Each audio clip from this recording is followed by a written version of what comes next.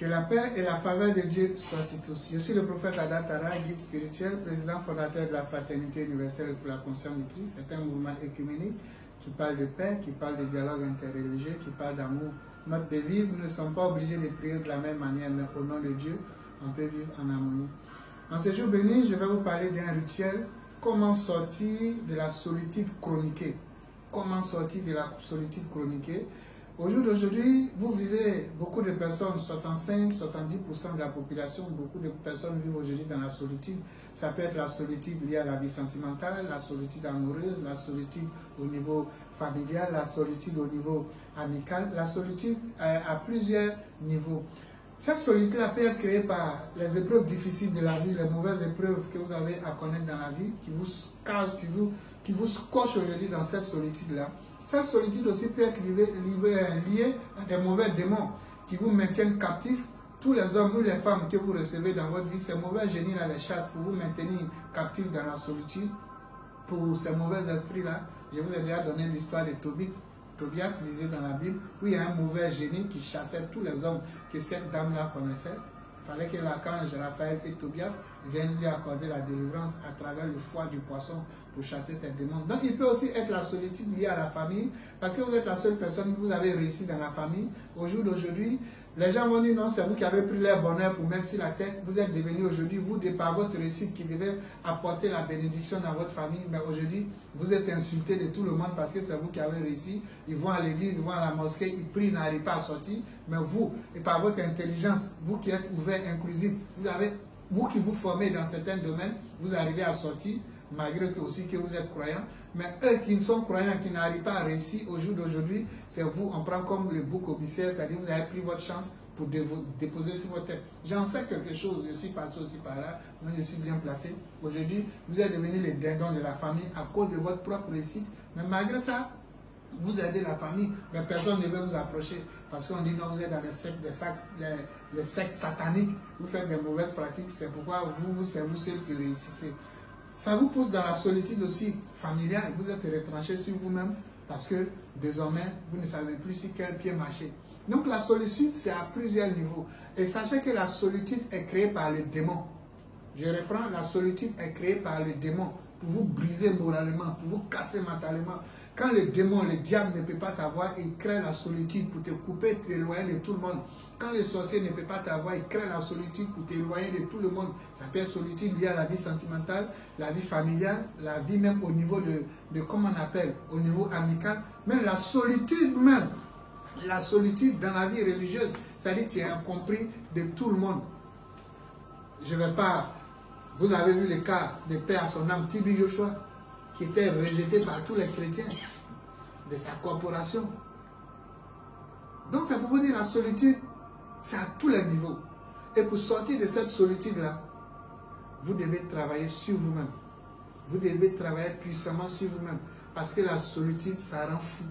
Ça donne la dépression. Ça coupe l'envie de vivre. Tu perds ton sourire. Tu es renfermé sur toi-même. Tu n'as plus confiance. Il faut être fort mentalement. Pour étant être dans la solitude, aimer. Respectez celui qui vit la solitude et qui aime tout le monde. Respectez cette personne. Respectez celui qui vit dans la solitude et qui continue d'aimer tout le monde. Respectez cette personne. Parce que ce n'est pas tout le monde qui traverse les épreuves de la vie. Lorsque les épreuves difficiles de la vie te mettent dans la solitude, et sortir de ça, continue à aimer. Il faut respecter ce genre de personnes. Parce que ce n'est pas évident. Celui qui ne connaît pas véritablement Dieu, la solitude lui rend amer, aigri, envieux, jaloux, haineux. C'est cette étape-là dans laquelle le diable, les sorciers veulent te mettre pour te faire perdre ta grâce. Toi qui m'écoutes, comment sortir de cette solitude? Et il y a la solitude chronique, c'est-à-dire là c'est encore plus pire. Quand tu vis dans la solitude chronique, tu risques de faire la dépression. Tu quittes au travail, tu viens, tu es seul à la maison, tu causes avec la télévision, il n'y a pas enfant, il n'y a pas mari, il n'y a pas femme, il n'y a rien. Tu es stérile, tu n'arrives pas à faire enfant. Pour dire que tu as causé avec ton enfant, rien. Ça, c'est la solitude chronique côté sentimental. Bien-aimé, tu veux sortir de cette solitude-là. Voici le rituel pour toi. Vous allez chercher le sel marin. Vous allez chercher des feuilles d'oranger, une bonne quantité. Vous allez chercher l'encens ambre ou bien l'encens roi mage en grains. Vous voyez dans la boutique spirituelle ou dans les boutiques catholiques, vous allez trouver l'encens ambre ou bien l'encens 3 rois mages en grains. Vous allez chercher la rose rose. Voici la rose rose. Vous allez chercher une bougie rose. Vous allez chercher l'encens des roses. Vous allez chercher l'encens des roses. Alors, une fois tous ces 8 éléments réunis, vous allez aussi chercher l'eau de rose. L'eau des roses. Tout ça, vous allez trouver dans les supermarchés ou dans les boutiques spirituelles. Alors, comment utiliser ces éléments pour faire le bain? D'abord, je tiens à vous dire, vous devez faire le bain un vendredi de l'huile croissant. Un vendredi de l'huile croissant. Si c'est le matin, vous devez faire entre 5h et 6h du matin. Si c'est le soir que vous devez faire le bain, vous devez faire ça entre 19h et 20h du soir.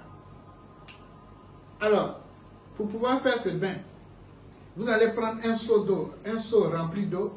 Vous mettez les feuilles d'oranger dedans. Vous allez malaxer bien les feuilles de l'oranger. Donc, prenez une bonne quantité fraîche. Vous allez bien les malaxer. Quand vous finissez, vous allez filtrer, jeter les peaux là, des feuilles. Vous allez ajouter une poignée de sel de mer. Votre eau de rose, vous ajoutez pour que la bouteille puisse faire les 4 vendredis, disons un mois, donc vous partagez en 4. Vous ajoutez un quart.